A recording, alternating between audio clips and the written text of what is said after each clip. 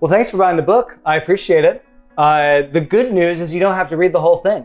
Let me just give you a brief tour of the book so you can know how to use it. You do need to read the introduction. That'll help you understand why the book exists and how I intend for you to use it. I think you really need to read the first chapter, Why Does God Care About Your Church Budget?, where I really lay out what the scriptural ethos is we're working within as we look at the budget. And you need to read the last chapter, Using the Budget as a Pastoral Tool. I think that applies to everybody.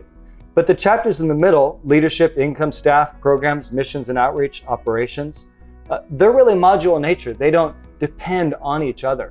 And so I would encourage you to think through, where in my church, based on what I saw in chapter 1, do I feel like we can think more biblically about how we construct the budget? And then you might find each of these useful for wherever your needs might be. You might find that these modules are useful for handing out. So you give the missions and outreach chapter to the missions committee. You give the operations chapter to your administrative staff.